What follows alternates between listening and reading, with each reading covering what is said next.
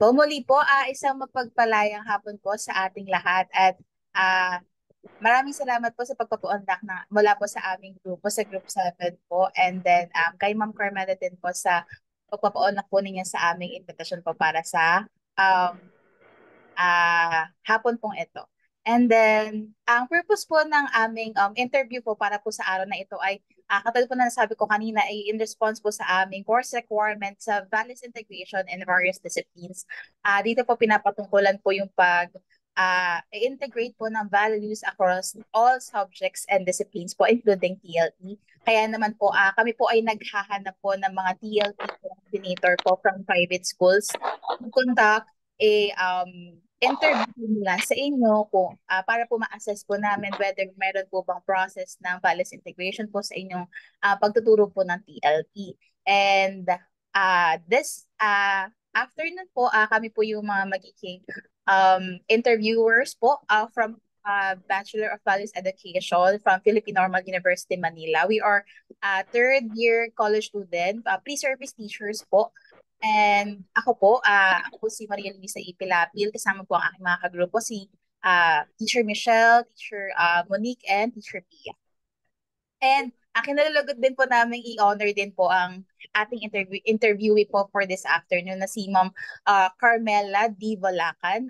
Base po sa nakuha ko pong information, kayo po pala ay 37 years na po sa pagtuturo at kayo po ay 20 years na po na TLE ko, head coordinator. Kaya much looking forward po kami na ma-meet po kayo kasi sobrang tagal niyo na po pala sa field and excited na po kami makakuha po ng mga inputs po mula sa inyo. At kayo po pala ay mula po sa Angono Private High School. So, ayun po, muli po, ina-acknowledge po natin ang ating interviewee for this afternoon na si Ma'am Carmela. And siguro po formally start din po ang ating interview, kagaya po ng nakasulat po doon sa letter, ay meron po tayong naka-prepare po natin expected questions na maaari po ninyong sagutin na dahan-dahan po if ever man po na nahihirapan po kayo or need niyo po mag-isip ay pwede po kayo magsabi po sa amin. So, para po sa ating interview session na ay ito po ay papasimulan ng aking kagrupo na si Michelle Calampas. So, Michelle? Ayan po. Hello po, ma'am. Good afternoon po sa inyo. For our first question po, what does values integration mean to you? Okay, for me, values integration is the inclusion of values in teaching my subject, PLE, and it is also a channel of values development through teaching, learning, activities, in different learning areas. Thank you po. For the second question po, why is it important to integrate values into your discipline?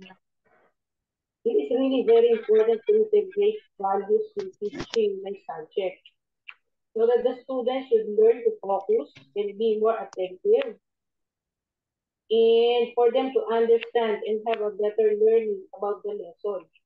This will also help them to become a better person. Napaka-importante ng values sa pagtuturo ng PL. Katulad ng critical thinking sa computer, kasi kapag wala kang critical thinking, medyo mahihirapan ka na i-analyze, lalong na dun sa computer hardware services, yung mga bagay-bagay tungkol sa computer.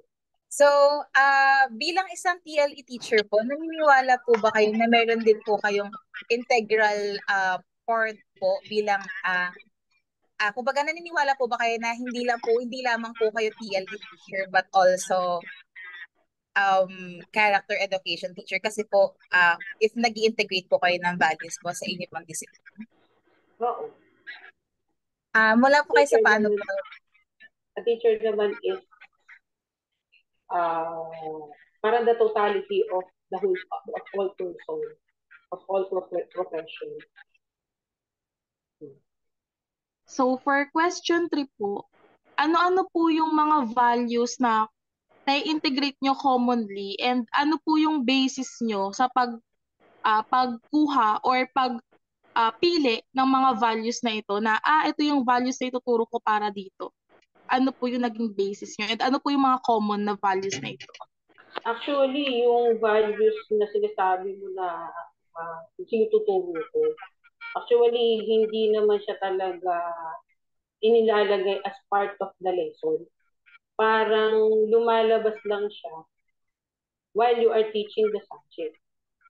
So usually in cookery, yung values na organization, how to be organized in the process, in the steps, yun yung nai-input ko sa pagtuturo ng cookery. And then aside from that, yung self-responsibility of a person, kasama din siya sa naituturo ko sa cookery. And ang basis ko dito is, depende doon sa topic, depende doon sa subject matter. Like for example, pag sa practicum na, o doon sa pinaka-actual process na nagagawin nila, so doon ko ino-observe yung mga bata kung yung bang in-explain ko sa kanila how to be organized in preparing, in presenting, in doing their work, nakikita ko ba yun sa kanila. So, yun yung mino-monitor ko. Aside po, parang na-curious po tuloy kami kasi po, sasabi niyo po yung about po sa cookery, about sa organizational skills po, and yung social responsibility po. And tama po ba yung obedience po nila sa pagsunod po ng mga steps na Yes. itinuturo po ninyo sa pagluluto? Curious po kami sa, ano po ba yung iba pong domains po ng TLE po na meron po kayo, aside po from cookery? Kasi kami, finokus namin doon sa dalawa lang cookery and computer. Okay, kasi nga meron tayong K-12, parang yung TLE ng junior high school, parang ang ginawa namin is ini-align namin doon sa TLE ng senior high, which is the ICT and TVL, Technology and Vocational Learning, ganyan. So, ini-align namin siya doon. Kaya nag-focus kami sa cookery and computer. Ang computer namin, we have the hardware servicing, computer hardware servicing, and the software. So, yun. Wala na kaming ibang domains ng TLE except that. Ayun. Parang na-curious po tuloy kami kung ano naman po kaya yung values po na aside po from critical thinking po, yung possible po na nai-integrate po ninyo when it comes po to teaching ICT. Pwede po ba kami makahingi pa po ng mga konting sharing po ninyo regarding po sa mga commonly valued po na nai-integrate po ninyo whenever nagtuturo po kayo ng ICT, kumbaga in terms po sa ICT or pagtuturo po kung paano po gumamit ng computer and So sa akin, yun lang aside from the critical thinking nga, yung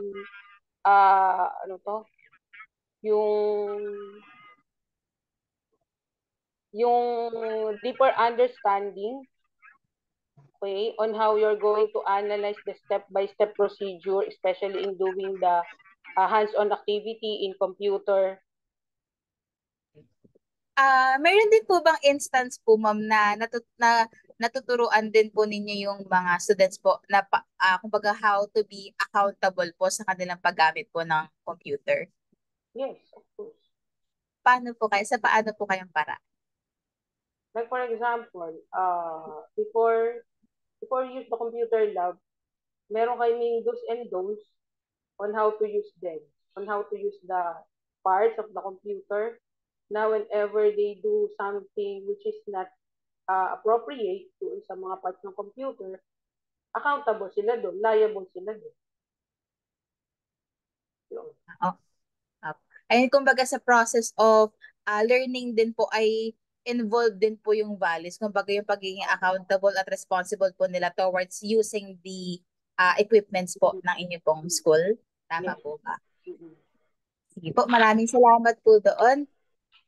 Next question po si Berta. Yes, Monique. So para po sa ika-apat na question, ang question po namin dyan ay, in which part po of your lesson plan do you usually integrate values? And how often do you do this po? Sa akin, ang part ng lesson plan ko kung saan ko ini-integrate. Katulad ng sinabi ko kanina kay Miss Pio, sa computer, before we begin using the computer lab, meron na kami using notes. So doon pa lang, parang nai-integrate ko na yung values of how you're going to use the computer properly.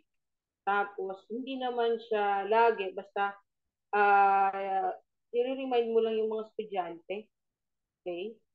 Yung sa proper use ng computer. So, ganun.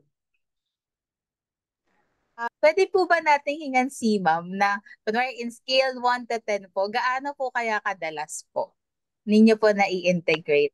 Aside po doon sa, kunwari po sa rules po of using computer, meron po bang instance na kunwari sa, kunwari po sa generalization part po, or doon po sa may wrap up or application activity po ba, nakakapag-integrate din po ba kayo?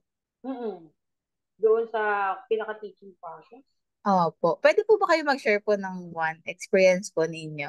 Kung paano po kayo nag-i-integrate sa application part po? Hindi ko na masyadong Basta ganun, hindi naman siya, parang automatic na lumalabas na lang. Naturally po. Oo. Habang nagtuturo ka. Yung ganun. In scale 1 to 10 po, gaano po kaya siya kadalas po?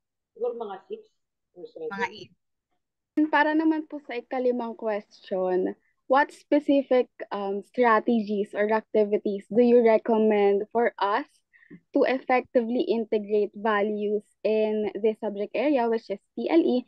And do you find digital or online tools useful in values integration po? So siguro yung meron kang rating scale, okay? Para ma-check mo kung yung values ba na in-integrate mo do sa lesson mo ay na-achieve mo. Yun. So,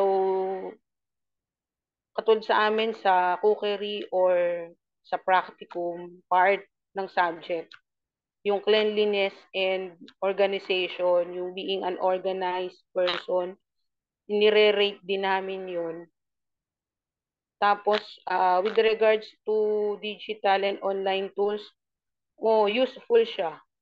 Useful siya kasi, alimbawa, meron kang checklist na ganun. You also give this to the students and then evaluate themselves.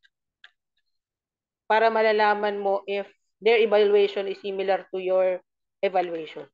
Nabanggit niyo po na useful po yung mga online and online tools. May marirecommend po kaya kayo na online apps or website para po sa amin na pwede namin gamitin ko?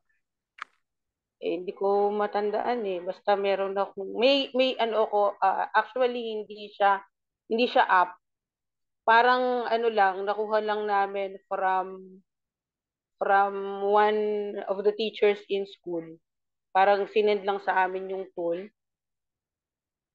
ganun. Sinend lang sa amin yung tool, tapos yun yung ginagamit namin. Ayun po. Ayun po. Siguro, gusto ko lang din i-reiterate yung sinabi ni ma'am kanina na yung sa parang evaluation part po whenever may practicum yung mga bata. Yung sa, ano po ba yun, sa rating scale po ba yun? Na mayroon pong cleanliness, which is values din po siya. Na unconsciously po nating, kumbaga hindi man po alam ng lahat ng teachers, pero naturally po nating na-integrate po yung values even po sa evaluation part po. Kunwari po sa assessment po, di ba yung mga sa cookery po yung practicum po nila ay form po of assessment, and then yung ginagawa pong evaluation po ng mga teachers po sa kanila is part din naman po yun ng assessment. So nakakatuwa po na even sa assessment and evaluation po ay meron din po palang values integration. Maraming salamat po doon, ma'am. Para naman po sa ika-anim na question, what are the common challenges you encounter in integrating values for both face-to-face and online learning? How do you manage them po? Sa online, parang medyo mahirap yung ma-evaluate kung yung values ba ay nakukuha. Pero sa face-to-face, medyo madali kasi nga yung close monitoring ng teacher do sa estudyante, makikita niya kasi everyday pasalamuha yung estudyante. Kasi sa online, ang monitoring lang is, lalo na pag ang estudyante is on and off yung camera, for example, so doon pa lang hindi mo na makikita yung willingness and enthusiasm ng estudyante to learn dahil nga parang ayaw magpakita. Di ba usually, no online ganun eh. Pero ngayon hindi na kasi once they were absent in a class, we automatically monitor the students, call the parents, or i-inform namin yung parents o yung mga kaklase, mga kaibigan na kinakailangan silang pumasok, ganyan. Okay, usually yung sa mga absences, yun ang problema namin. Yung bang nadadalas yung pag-absent, ganun. Pero pag face-to-face, madali kasi nga nandyan sila araw-araw. May time na ang gagawin is, yun nga, tatawagan ng parents para i-inform na yung kanilang anak ay parang nagkakaroon ng problema sa pag-aaral, okay, yung submission ng mga requirements, hindi nagagawa, okay, so yung mga paggawa ng mga assignments, hindi nagagawa, so ganun, yung mga requirements na dapat sinubmit, hindi na isasubmit. So, yun lang ang aming ginagawa.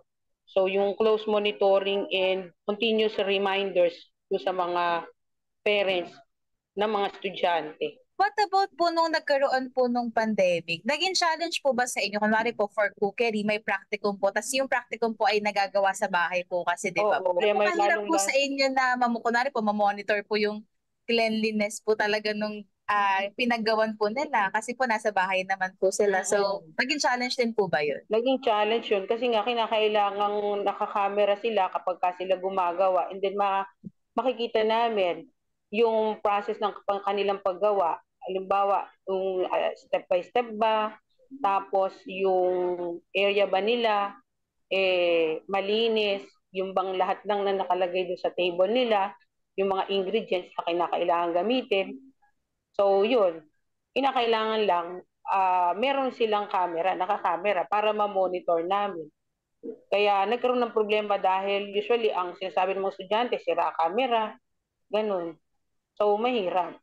Pero pag yung face-to-face, madali naman kasi nga dito na sa eskwela ang ginagawa. Kumbaga nako-closely monitor niyo po yung discipline po nila sa paggawa. Kasi tama po ba, mahalaga din po when it comes to kunwari po integration po ng values. Yung discipline din po ng bata mula sa proseso po ng pagkatuto, katulad po nung maayos na pagbabalik ng mga gamit kapag nagluluto po. Maraming salamat po doon, and I guess next question. Good afternoon po, ma'am. So, based po dun sa mga answers nyo, no, so sa mga close monitoring sa online and face-to-face classes, so how do you determine whether the learners have successfully absorbed and perceived the value you want to integrate into your lessons? Tulad nga ng sinabi ko, as we go on to the next activity or next practicum, I always see to it na ma-observe ko yung pamamaraan ng kanilang paggawa, yung pag-present nila ng kanilang work, if they have observed yung cleanliness, organization, doon sa process. So, in a way, nagiging conscious sila and aware na kinakailangan ganito yung gawin natin, kinakailangan maging maayos, kinakailangan step-by-step procedure para magkaroon sila ng best output. May pahabol po siguro akong question. Gaano po kahalaga po kaya yung values po ng isang bata wala po sa pagka-develop po ng skills po niya? Specifically po kasi ang TLE po ay skill-based subject po. Gaano po kaya ka-important po yung values po ng isang bata sa pagkaka-develop po ng kanyang skills? Kasi po, di ba po sa TLE, balance po content, skills, and gaano po kaya ka-importante yung attitude or yung values po ng bata wala po sa skill development po nila in terms of TLE? Napaka-importante nung values development pagdating sa TLE. Dahil doon mo nga makikita na yung ginagawa mo ay tama. Then doon mo din malalaman and doon din ma-observe ng ibang tao that you are different from others. Na, halimbawa, wala ka sa bahay niyo, napunta ka sa ibang bahay, and then you help your classmates or your friends in doing, in cooking, gano'n. Doon pa lang makikita nila na, iba tong batang to, marunong gumawa, maayos, masino. Doon makikita nila na yung values na na-form mo nung ikay nag-aaral, madadala mo siya kahit saan. And tama po ba na nagmamanifest din po ito sa skills ng bata kung meron po siyang good set of values? Yes. Maraming salamat po doon. And then, question number 8, yes. Ayan. So, since nasabi niyo na po na mahalaga po yung nakukuha ng mga bata, yung mga values na ini-integrate po natin through our lessons or through your lessons, have you ever attended a seminar or received formal training on how to integrate values in your subject area? Actually, wala akong inattend na seminar tungkol doon sa values integration. Ano lang, basta kung ano lang yung appropriate values na fitted doon sa subject, yun lang yung itinuturo namin, yun lang yung pinapakita namin, or yun lang ini-instill namin sa kanila. Yun. Wala kaming formal seminar. Sa tingin niyo po, if magkakaroon po kayo ng formal seminar or training po on how to integrate values, sa tingin niyo po ba malaking tulong po ito sa inyo as a teacher na mas ma-integrate pa po yung mga values sa subjects niyo po? Siguro. Malaking tulong. Kasi nga, yun sa seminar, di ba? So, doon mo matututunan yung tamang pamamaraan, kung paano magkaroon ng values integration doon sa lesson, anong part ng lesson, o ano yung values na dapat ituro doon sa ganitong mga lesson. Pero sa akin, wala kaming seminar na inatinan about this. Basta lang siya naturally lumalabas kung ano yung values na dapat matuto, or if it is included in the lesson, paano mo siya i-integrate doon sa lesson mo. Ma'am, gusto niyo po ba magkaroon din po kayo ng, personally po, gusto niyo rin po ba magkaroon po ng values integration seminar po sa inyo? Since, sa pagkakaalam po kasi namin sa DepEd po ay meron po na mga ganito pong seminar. But however po, since kaya din po kami require po na private is para makita din po namin if meron din po bang initiative po ang mga private schools katulad po ng Angono, private high school po in terms po of values integration. Actually, pagka ganyan, yung mga prefect of discipline ang kakausapin or the guidance counselor ang kakausapin. Pero more than willing naman po kayo umattend po in the near future if ever na mabibigyan po kayo ng opportunity. Siguro para sa ibang teachers kasi I am already retiring after this coming school year. Siguro sa ibang teacher. Pero para sa akin, siguro I'm already satisfied as a teacher dahil nakita ko naman yung mga nag-estudyante ko. At first, sa simula, nung estudyante ko sila, grade 9, medyo critical na na year level yan, sa grade level. Medyo pasaway, ganyan-ganyan. Pero as they go on, they learn. Makikita mo na naman naging successful, mga cum laude pa yung iba. So, para sa akin, okay na ako. Kasi ituturo naman namin sa kanila yung tamang values bilang isang tao. Pero, last question na lang po siguro. As a TLE head coordinator po for almost 20 years po, if mabibigyan po kayo ng chance na makapag-create po ng isang initiative po for values integration mula po sa mga TLE teachers po mula sa Angono, willing naman po kayo mag-conduct po? Oh, willing naman. Dako na po tayo sa second to the last question po. So for question number 9 po, what advice would you give to the pre-service teachers po wala po sa amin, na mga third-year college student po? And this year din po ay magpa-practicum na po kami at next year po ay lalabas na rin po kami ng PNU about integrating values in your subject area po. What should we avoid and what factors should we consider? Sa akin, be the best example of the values you are teaching. Kasi students really appreciate teachers who do what they say. Talagang kung ano yung sinasabi mo, nakikita nila na ginagawa mo. Talagang very appreciative sila doon. Tapos yung na kailangan mong i-avoid yung yung pamamahiya ng estudyante. When we say pamamahiya, yung sasabihin mo sa estudyante yung weakness niya in front of others, ganun. Ayaw nila noon. So better na kausapin mo sila ng one-on-one talk, ganyan. Yung bang sa, iba kasi ngayon ng mga estudyante kinakailangan ng diplomasya. Hindi yung papagalitan mo, hindi ganun. So, diplomasya, lalong-lalo sa mga lower sections. Higher sections, madali silang pasunurin, madali silang turuan. Pero ang lower sections, medyo mahirap. Pero after they have graduated, sila yung mga sweet. Sila yung mga lalapit sa iyo.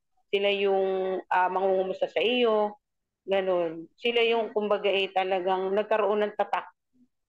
Nagkaroon sila ng tatak. Yung pagkatao mo bilang teacher, parang tumatatak sa kanilang isip at sa kanilang puso. Maraming salamat po doon. Pwede ko po ba itanong if nabanggit niyo po kasi yung about po sa halos pagmamanage po ng students, very integral din po ba para po sa inyo yung reflection po or yung application po ng values when it comes po sa classroom management? Kunwari po sa inyo po, gaano po kahalaga po yung values po sa class in terms po sa classroom management po? Napakahalaga. Kasi before you begin the lesson, the class, syempre, i-check mo yung cleanliness ng classroom. Yan. Instill mo sa kanila na we will not start unless you clean the area, unless we have a clean room. Tapos, kinakailangan maayos ang upo, kinakailangan nakikinig. So yun, very integral, very important. Yes po. May yung mga rules din po ninyo sa class. Yes po. Yung pag-conform po nila or yung pagsunod din po nila sa mga rules po ninyo sa inyong classroom is actually, tama po ba, a reflection po ng patuloy po na paghuhulma po ng kanilang values. Even sa pasimula pa lamang po ng klase hanggang sa lesson proper, hanggang sa matapos. Tama po ba? Yes. Okay. So maraming salamat po doon. And lastly po for question number 10, aware na po ba kayo sa GN na mayroon na pong batas for GMRC or Values Education po? So sabi po dito, the Republic Act number 11476, otherwise known as the Good Manners and Right Conduct and Values Education Act, shall be integrated in the teaching of the subjects under the K-12 basic education curriculum. What are your thoughts po on this matter? Na mai-integrate na po pala yung values and yung values po across all disciplines, across all subjects po sa K-12 basic education curriculum. Ano po kaya yung masasabi and naramdaman po ninyo mula po doon sa purpose po ng batas? Sa akin, okay yun. Agree ako doon sa GMRC, Republic Act. Though yung values talagang natututunan yan unang-una sa bahay. Tapos parang there should only be the continuing process pagdating sa eskwelahan. Kaya siguro nagkaroon tayo ng ganyan para yung values na natutunan mo sa bahay, i-direction mo sa eskwelahan. Pero not actually yung eskwelahan ang pinaka-values formation. Kasi sa bahay muna yun diba? So parang continuing process lang pagdating sa eskwelahan. So importante talaga yung values sa values integration sa pagtuturo ng kahit anong subject. Actually, kami, APHS, the Junior High School Department, we have the values education subject. It is one of our subjects na it is not only integrated in all or in other subjects, but it is really a subject, yung values education. Or before, ito yung tinatawag na edukasyon sa pagpapakatao. Kasi dati edukasyon sa pagpapahalaga before naging edukasyon sa pagpapakatao. Na ngayon, in English na, values education. So, iyon. And ayun nga po, kagaya po nung nasabi po ninyo, na meron po pala kayo values education subject po sa inyo school. Kasi po, alam niyo po ba na more on sa mga Catholic schools or sa mga Christian schools po, meron po silang Christian living but they don't have values education subject po. So, nakakatuwa po na for a private school po, nag-offer po talaga po kayo, kagaya po ng public school na values education or GMRs po mula sa mga estudyante at hindi po Christian living. Kasi para din po sa kabatiran po ninyo, isa din po dito sa mandate po nitong batas po na Republic Act 11476 is, ayun nga po, magkaroon po ng separate subject ang values education. At kunwari po sa mga private schools po na nag-offer po ng Christian living, pwede po sila mag-Christian living, pero kailangan pa rin po nila mag-include po ng separate subject for values education. Since ayun po yung kagandahan po ng pagkakatatag po ng values education. Values Education Act, ano yung pagkakaroon din po ng 1 hour everyday po na oras po para po sa values education sa mga paaralan. So, siguro po ma'am, ayun po. Maraming salamat po doon sa mga inputs po ninyo. And i-wrap up na rin po natin yung ating interview session po for this afternoon.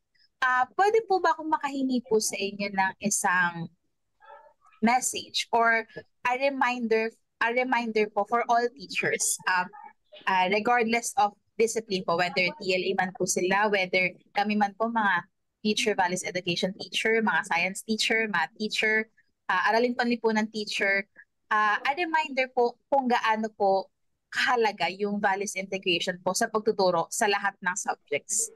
Kahit po, very simple reminder lamang po mula po sa inyo po na batikan na po sa field po ng pagtuturo. Bilang isang teacher, ang kailangan lang gawin ay magkaroon ng pagpapahalaga sa pagtuturo sa profession mo bilang isang teacher. Tapos, lagi nating iisipin na ang ginagawa natin ay para sa mga bata. Na kung ano yung ginagawa natin, magre-reflect yun doon sa kinabukasan ng mga bata. So, alalay tayo. We are the guiding factor doon sa future ng mga bata, ng mga estudyante.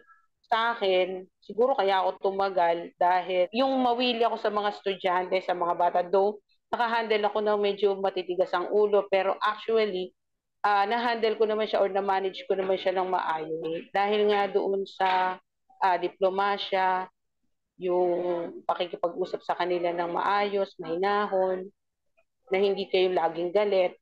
Tama po ba na isa din po sa mga message po ninyo sa lahat po ng teachers, regardless ng discipline, tama po ba na tayo po ay lahat, regardless po ng discipline po na tinuturo natin ay character education teachers na aside po, tama po ba na aside from content ay tinuturo din po natin yung values? Tama po ba? Opo, yes. Gaano po, sige po, last question na lang po, promise. Gaano po kahalaga po na mabalanse po natin yung content and yung values, yung pagtuturo po ng content, knowledge, and yung pagkakaroon po ng pagtuturo po, pag-enhance ng skills, and yung pag-hone po ng values ng isang bata. Gaano po kahalaga po na mabalanse po natin yan all together? Halaga mabalanse kasi natatapos mo yung content, yung subject matter, and then in the same way, nakikita mo na yung values na in-integrate mo doon sa pagtuturo mo ay ma-observe mo rin. So, kumbaga, you are hitting two birds in one stone. Kumbaga, tama po ba nagkakaroon po ng holistic po na pagkatuto po yung mga bata? Oo. Dahil balance. Sa tingin po ninyo, ma'am, mula po sa mga naging students po ninyo, holistic naman po yung kanilang naging learning mula po sa inyo. Wala po kayo sa paano pong paraan. Katulad na sinabi ko kanina, nakikita ko sa kanila when they graduated from high school. So, naging successful sila. And in the same way, nakita mo yung mga character nila nagbago.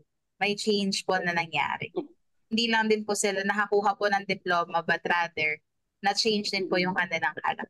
Ayun po, muli po maraming salamat po sa napaka-meaningful po na conversation po and interview session po natin for this afternoon.